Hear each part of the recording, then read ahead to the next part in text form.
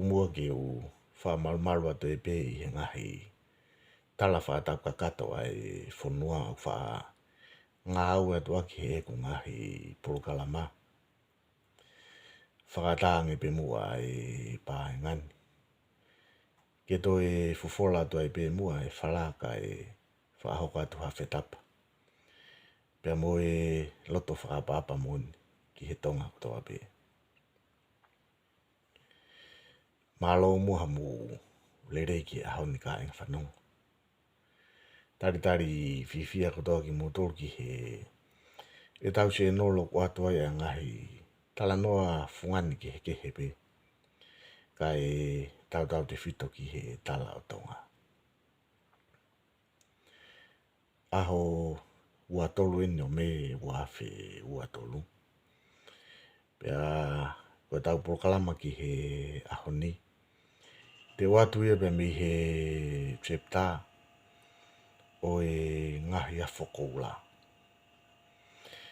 Aia koe chepta koe ni. O tala noa ai ki he ngahi mai mua. Ngahi hiwa kakala. O atu pea ngahi pui tua mo ngahi uhinga o e ngahi mai mua koe ni. Pea i he taimi tatau pe e tae atu ai mai mua ko ia. Pe koe hiwa kakala ko ia ke mu mea ki ai. Kaki mua ke hoko atu e tau po tala noa. Ko whakapapalahi hen ki he lupe o tō whā i malai kula. Whakamore alana taku o kou kā i mua. Ka koe uhi koe mahu inga pe mo e ngahi konga koula ku tanu. I ngahi whau maari e tahini kui ni. Pea kou kore ai hangufua. Ke u tapa tu ai ke ngahi whau maari e koe ia. E taimi tatau pe o kou hufanga atu he whakatapu. Tuku mua ke u ngā au e pēha ngahi rea whai ngufua. Mo ngahi rea ngā maheni pe koe uhi ke maheni ngufua. A e taanga te utala noa ki ai. Koe taanga te utala noa ki ai i he e tau po kalama e hao ni. Oku iloa ia koe nai lasi kau. Peu wha iloa he taime taha koe lomi pe au wha. Koe nai lasi kau koe wha ui ai la ko o mawhanua. Tahine ko Queen Charlotte te Potolu. Pea koe wha koe ni koe wha ui ai tahine koe ni. Ki he karia te volo koe ni i yono aho. Na e iloa koe lomi pe au. Koe puipuitu aia o e lomi pe au na ko stala noa au ki ai. Pea koe puipuitu aia o e taanga koe ni na ko slave au ki ai. I e kuki prokalama ki mua. Na ku whakalave ai ki he historia maari o e lomi pe au. Pea kapau kumbufi e mau e ngahi historia ka kato ko ia. Pea mbukataki o kumi atu pe prokalama ko ia ko slave au. Ki he historia ka kato o lomi pe au. I e ngahi prokalama ki mua. Ka koe prokalama e koe ni te u whakalave pe ki ngahi mea lalahi. E koe taanga koe ni. Pe to kua koe whau e tahine kui ni ki he karia koe ni. Pe koe karia te evolo koe ni au noa. Koe lompe au. Pe koe whau ia koe ni. Na e mahino pe tala noa ia e punake. Koe whau e lompe au ia na e whau ia i he kautufunga waka pe mi uvea. Pea koe uhinga na e whauai ai waka koe ni koe lompe au. Ke uta mai ai e ngahi maka pe mi uvea. Ke whauaki ai ngahi langi i lapaha.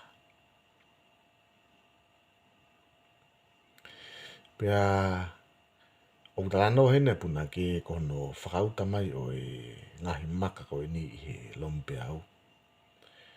Na e whakahoko i e he whaahi kehe pe mi fisi. Ko nai lasi kau. Ko hui nai fuk mamafa e maka koe ni. Pe koe taimi lahi na eka ke lava o maanu ai waka koe ni pe koe karia koe ni. Pe koe whatongia te whito ia o e whaahi kehe koe ni pe mi fisi. Anai laskau. Koe ni whakamaanu ai waka koe ni. Pe a i he taimi tatau. Koe au nei hanga whakauta ai maka ki he waka koe ni. Mahina pe foki e ne natula whaahi kehe. O ne mau e ngahi u wivila. Ngahi u paoa ke ne whahoko aki.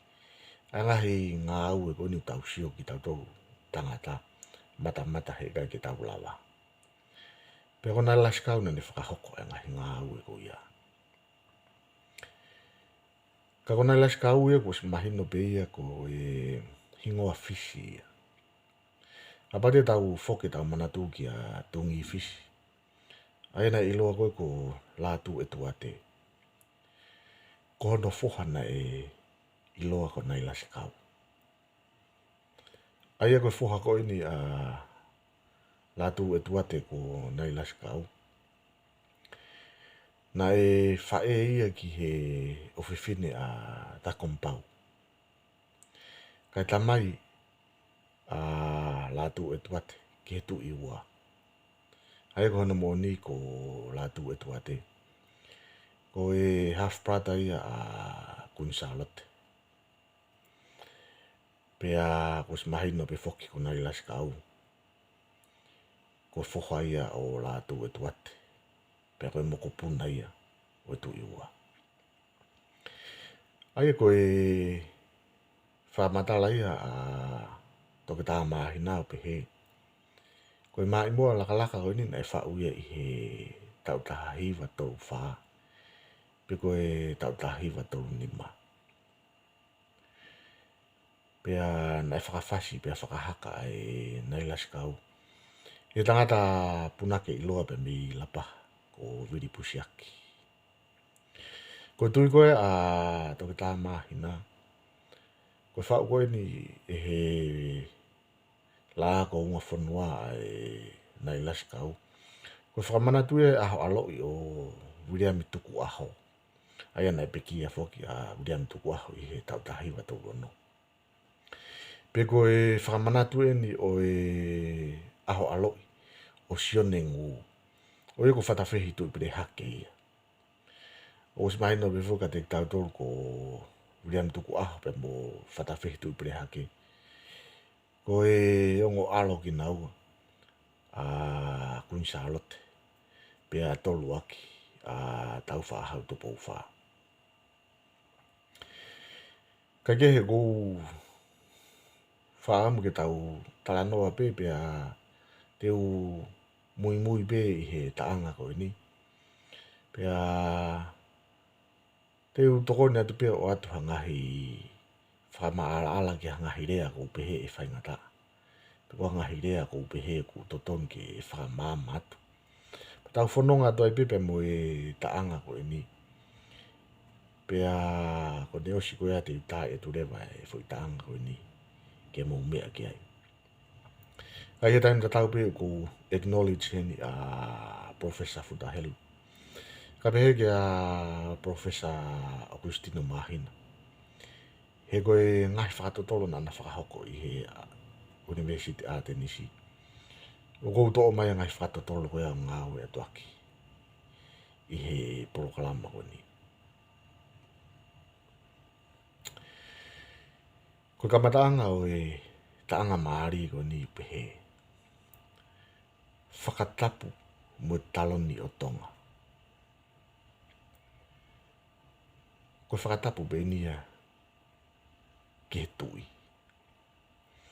He ko taloni o tonga ko tui pe ia.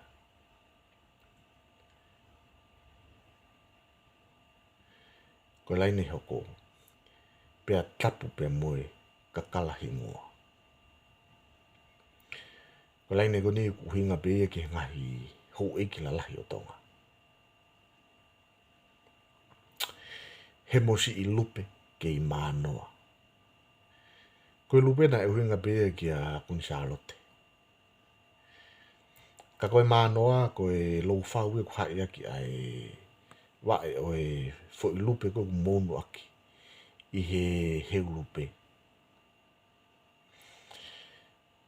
He ka motu ai mānoa, ko e puna ia e fo i lupe ko ia.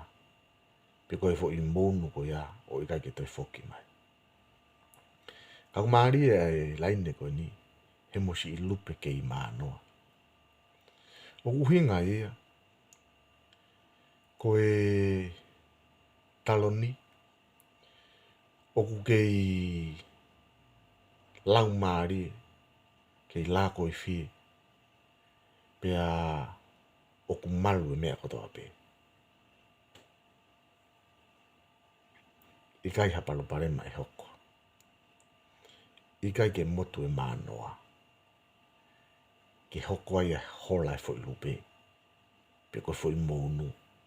Pe hoko ai hapalo parema e he lupe. Pea ko laini hoko o rewa pe he ia. Mo e tui e papai fala hola. Ao whaki atu e haa kotoa. Ko e ao whaki atu e haa kotoa ko whakatapu e ke ngai haa kotoa e whanua. Ko e ongo laini hoko pe he nia. Kai whakahaa ia hoku ofa. I he aho o kuta whakahokoa. Uha mai he ongo laini ko ni. Ai tau mua ai whau. Kono whakalangi. I aho alo ina kulawe gai ki mua. Ko ngai laini o hoko mai ko e ni pehe nia. Hopoa i whakahala whanonga. Wusa e ngā loangi i au. He koe ahoni e tuku wholau. Ngai laini ko ni ko si mahino pe ia. Ka ku whakaha mahin he punake. Koe aha ko ini ku whaka hoko no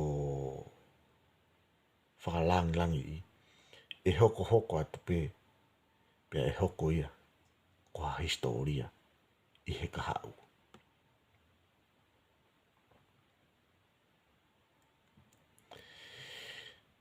Ko e laini he kou pehe nia.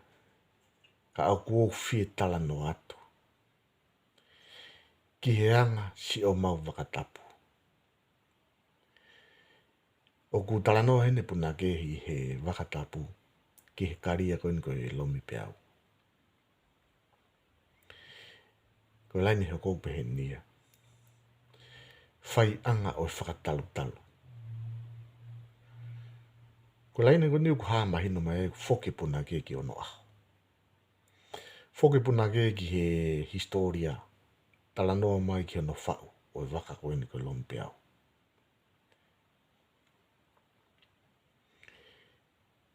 Ko laini he kou pehe nia. O whakawhea ngasi molo au. Whaha mahino mahine puna ke. Ko whau e whanua. Ko tau tala. Na whakatoka ia pe mia lo au. Pea. Ko ngahi laini hoko mai he ni.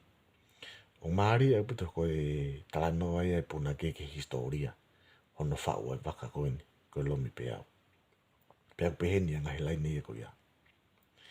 He wakani ko e whakatangi tama. He kia lauriki a tahi tala. Whau e ngā vere mo lava mutu. O whakatou katea e ne tuku. O tuku he whanga ko muri utu. Si i whehi o iwi lau pakola. Ngahi laine ko ni tala noa pea puna ke historia ko no whau. O e waka ko ni ko lompeau. He wakani ko e whakatangi tama. Kamata laine ko ni e tala noa puna ki he uhinga na e who'ua e karia lompeau. Tokua ko e whakatangi ia ai ki tamasi ko tahi tala. Ki he taha o ene yongo mātua. He kia lauriki a tahi tala. Ko tahi tala na isi tangi ki he taha o ene mātua ki ko lauriki. whau e ngā vere mo lava mutu. O ngā vere mo lava mutu, ko e yongo tufunga fo waka ena na whau, ai lompe au. O whakatou katea e ne tuku. Ko waka koe ni na whakatou hama. O tuku he whanga ko muri utu. Muri utu koe potu e pe koe whanga ia ne langa ai pe fo ai ai lompe au. Pea na os mahino pe ia. Koe whanga koe ni na tu ue i uvea. Si fehi o ifi lau pakola. Koe fehi koe akau ia na e ngau yaki kia no whau koe o i lompe au. Pea koe ifi lau pakola koe feitu uia i uvea. Na e mau mea i ai fehi. Pea o behe foki koe feitu koe ni. O ulahe akau koe ifi. Pea koe lau koe ifi. O ku momo iki. I he feitu koe ni. Ifi lau pakola. Lau e ifi momo iki au bito. Pea koe laine hoko upehe nia. He whanā fotu ia ne iloa. Pea toi whai kia i e tala. Ko tala noa ni ai punake ki he whakahistoria ai karia lompe au. Ai au reflect e he punake ai historia koe whanonga mai ai tuitonga. Taimina e whakotu uai ai fuafua tuitonga o whanonga mai ai. Hange kuhanga he punake o to mai e lompe au. Ko e metaphoric pe. Ne tala noa ki whau lompe au mono mahu inga. Ko e i misia mahu inga. O e laine o haa tuitonga. I ono ahau. Pea koe laine hoko maari au pito. Pea upehe nia. Nai lasi kau i he terekanga. Āwea ai waka ki moana. Ko na lasi kau fukange na kulawi koe kia i ane nai. Ko e putu i te volo ini. Pea me fisi. Ko ia na e whakawhatongi aki ke ne whakamaanu e waka. Pea ko tala noa o maari au pito. Pea ko taimi ko na e toka e waka whihu no whenga i ke toho e lompe au ki tahi. Pea na e whakahokorewa e nai lasi kau ha maa i mua whakahifo vai. O maanu e waka koe ni. Pea la vai o wholau e waka koe ni. Ko e ngahi laine hoko. Si oto loloma he uta ko ia. Ai makatapu he otu langina. Mahina pe ai ongo laine ko ni uhanga pe ki he tuitonga. Ko makatapu na uhinga pe ki ngahi maka ko koe na e whituko mai ki langa ki ai karia ko ni. Kataki ke langa ki ai ngahi langi.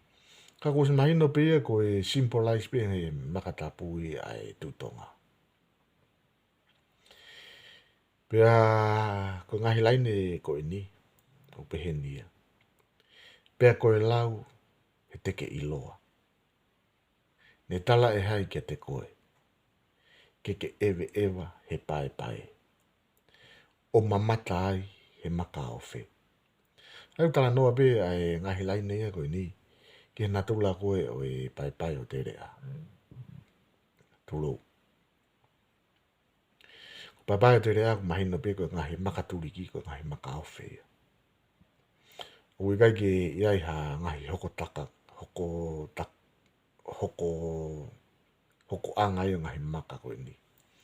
O ku ngawhi pe ia. Pea wasi mai ai ai tau kei au kau tā maka me uvea i he aha koe ia. Kau maari ai ngahi laine koe haku tala noa e puna ke ia ki he tuitonga. Ki he langi. Pea moe koloria e tuitonga. Koe ke toi ai ha ngahi langi he maamani koe ni e makawhi. Pe ta e iai hano hoko takinga au ngahi maka koe ni. Ko ngahi langi pe ko I lapa ha. Ai tātau te whito ki he pae pae. Pe au reflect e he mo o nia ko ia. O ko tuhu pe ki he laine o hea tu tonga. Ki he langi langi. Pe mo e mawhai o hea tu tonga. Ko e laine hoko ko mahino pe. O fo anga e kau pāsese. Ko taimu ko ahi mai ai ka ainga muri o si o I he maka koe ni. Pe ana uofo ko e hae ngahi tau keina e mao he ka kaitonga. O I kai ke aha hoko takinga. Pe ko e ha hoko anga I ngahi maka koe ni. Ka walu peo ngawhi hangi ha ngahi fo I la. Ko e hoko laine koe ni maari e aputo hoko laine hoko koe ni. Lau na e ringi tā lafu. Tu uai e mutu ko mounu. O be e koe fu tā lafu koe ni ai waka koe ni. Na e ringi ia. O tupu ai ki mutu koe ni ko mounu. Ko e ngahi laine hoko peheni le vai. O ku whakaholo si e te nofo. Pea whakanonga ki hoku roto. Ai o ta maka I ono aho. Kai o ta haa I ono pō. Ai o ta noe puna ke heni ki I ono aho. Na e o ta maka mai o langa aki. Ai ngahi langi. Ka ko ono pōni. O kai ke tau to e o ta maka. Ka ko tau o ta haa mai. Ko e uhinga e tahine puna ke. O ku tau nofo whakahaa e ahoni. Pea o tau nofo whakahaa ko ia. O teke e ngahi langi e hau iki. Whakahoko tau ngahi whatongia ki hau iki. O whakatatau ki ngahi haa o tau kau ki ai. Ko e laine hoko pehe nia. Pe I mou laka mai o mamata. Lawe hene ai puna ke tuunga ngahi haa. Pe mo e hau eiki. Ko laine hoko he teunga o e loto whare waka. O ku talanoa hene tahine puna ke. Ko e anga tau nofo whakahaa he society tonga. Ko teunga ia o e loto whare waka. Kai kia ha haa. Kai kia ha kakai. Kai kia ha no mahu inga o hau eiki. Ai ko e ngahi haa. Ko ki nau tolu. O maka tuunga me e langi langi. Ai hau eiki. Kai pehefo ke tui. Ko e laine hoko. Ko e ngahi tānoa heri aki pe ai tahine kuiningi. Ki he ngahi pupunga soti aka. Ka ki he taimita tau pe ko e tānoa pe e kuini. Ki he anga e tau nofo e society tonga mo e tau nofo whakahaa. Mo tau ngahi whatongia. Ki hau eiki pe mo hatui. Pea ko ngahi laine ko niu pehenia. He o tu pupunga e soti aka. Tu tonu maari e la a. Tu kātoa e mahina. Alo tolu mo tuinga I ka.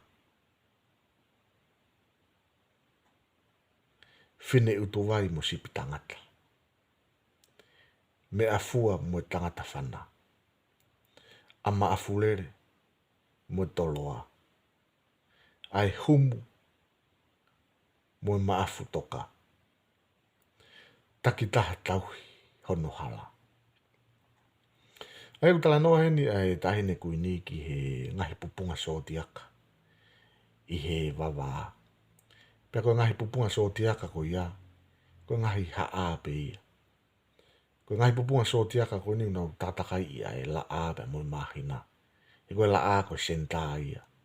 O universi. Pea oku tala noa bene tahine kuini. Ko tu I.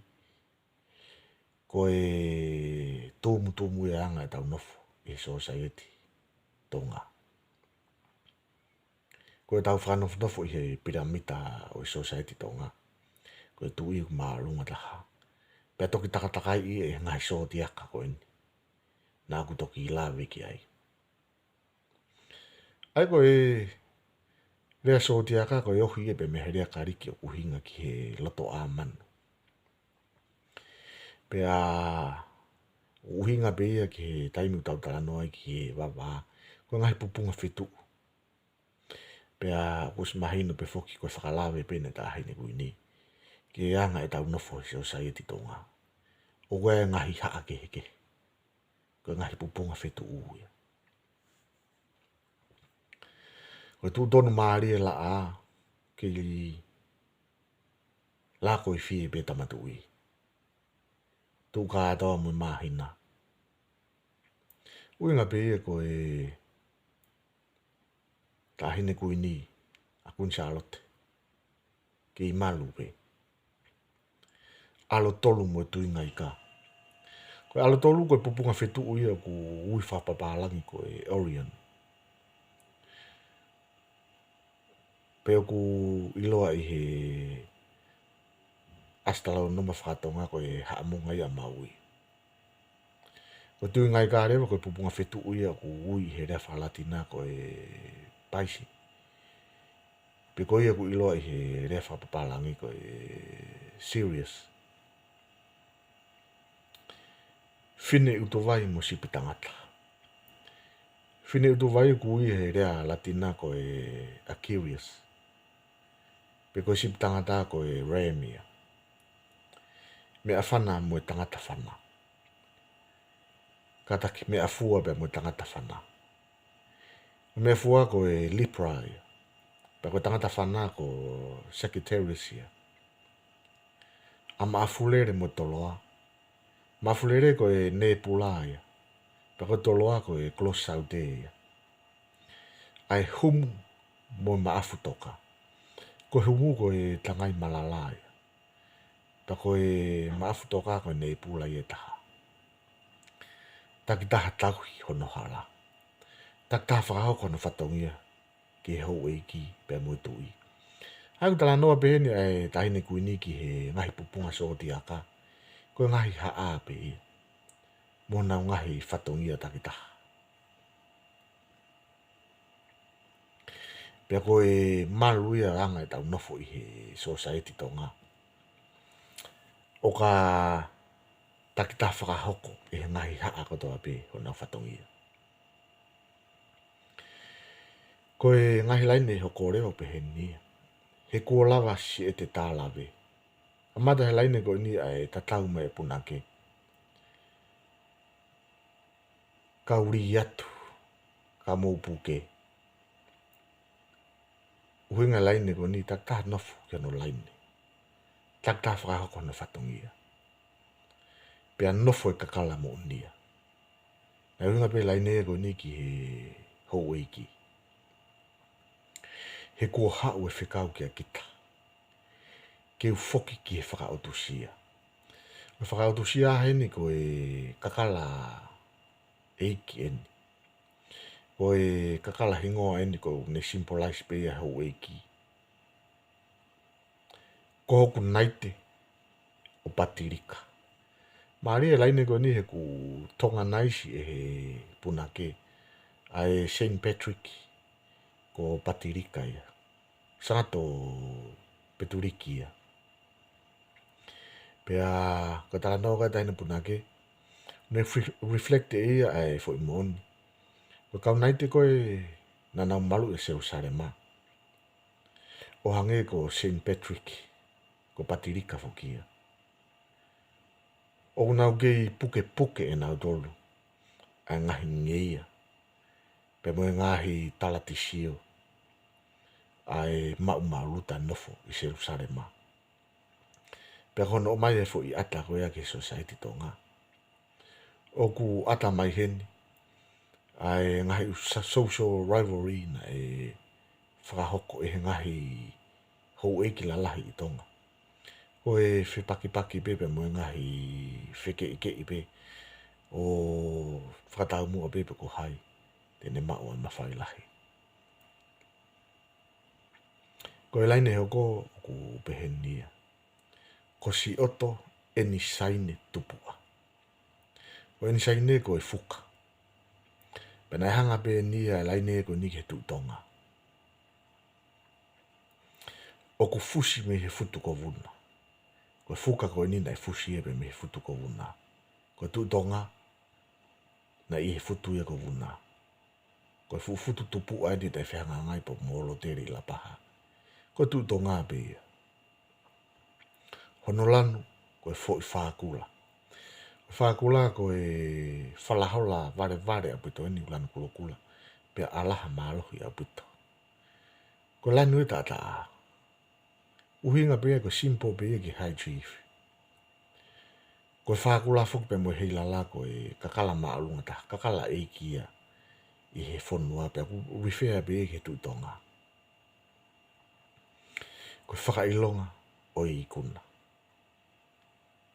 Hono lanu ko e fo i whakula. Ko whakailonga o i kuna. Tau si o re waheni ke connection ko e lanu kulokula. Pea mo whakailonga o i kuna. Ko taata aia. O sisu kalais na e tawhi i he kolosi. Pea ko ngahi laine whaosi ko e ni. Holo pe nofo a hau atea. Kau turi e hua he laurea. Ko e whakaholo e haofanga. Ko hai e tuhu ki he umata. Maari e ute laine ko ni dokua ne tapu e tuhu ki he umata. E ko e mea tapu ia mo mahu inga o pito na tula. Ko umata hafuki ko taime tau e la agi ha konga a o ku iai ha wai ai. Pea mo vete mai ai ha ngahi lano ke e fitu. Ai ko lan vareti, lanu ini tiko, lan pulu, lan mata, lan nenga, lan mori, mo lan kulukula. Ko ngahi lano e fitu koe koe ni whelawe ia nei. Pos pea mo e fika o natula e fitu. Pea ko e fika fitu koe he no ngahi. Mahu inga. Au pito heanga e tau nofo i natula. O hange e pe koe koe lana umata o lana e fitu. Ko tau ngahi te fito inota i he musika fitu. Tō whāni o tu wāhi. Pea kos mai no pe foki ko fika tapu ia. Fika tapu ia langi ko lan ko tolu. Kau tala noa heni ai punake whakaosia ke punake. Ko ngahi lanu e fitu ko ni.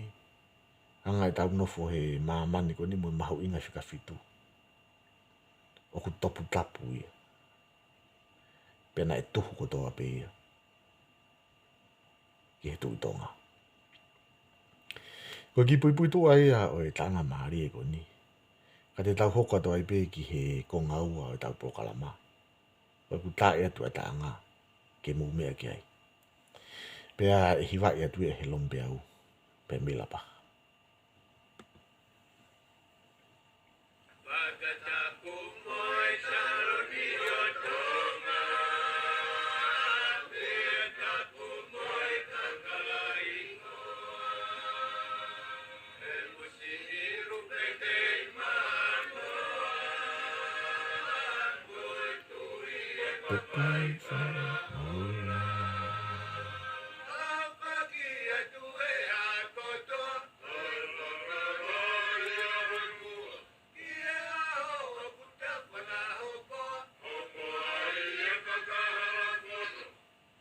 E hopoa i e whakahala whono.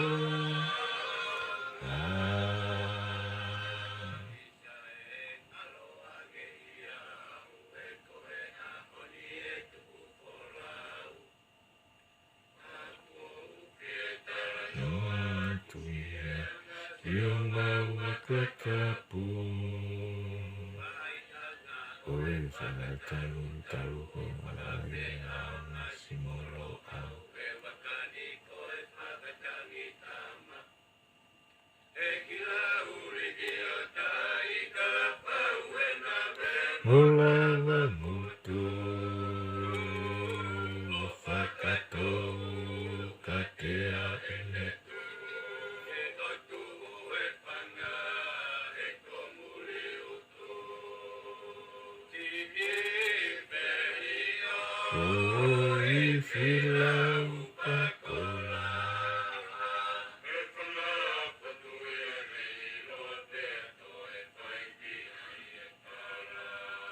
Inalasi kau itu, awia awata kimana, uto,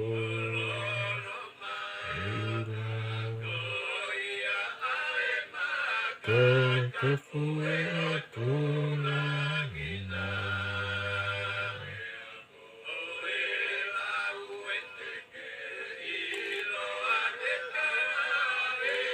Aikia te koe.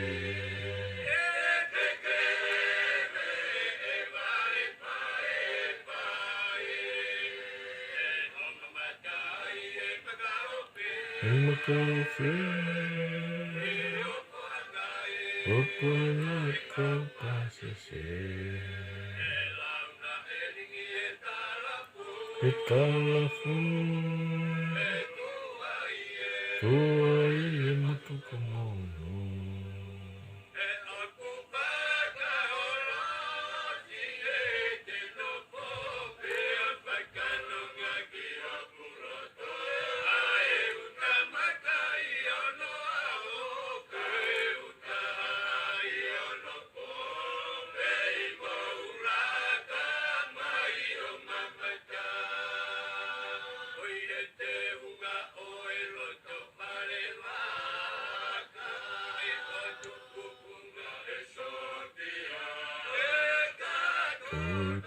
Mariela, tu katoena.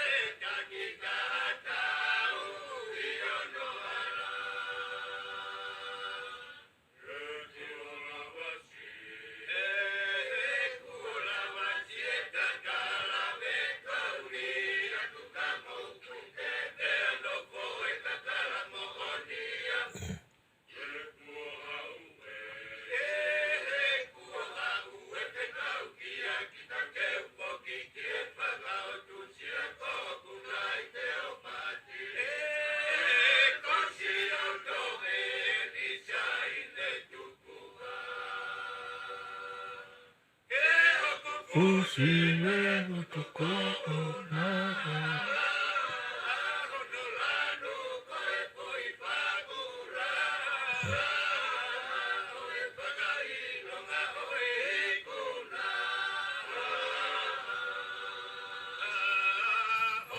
Koen fue hawate. Uye uye hawe.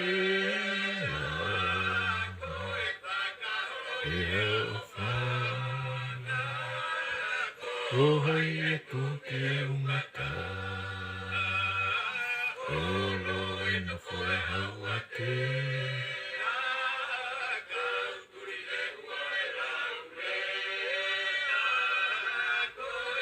Kaholo iha ofana, oh hai tu ke mata.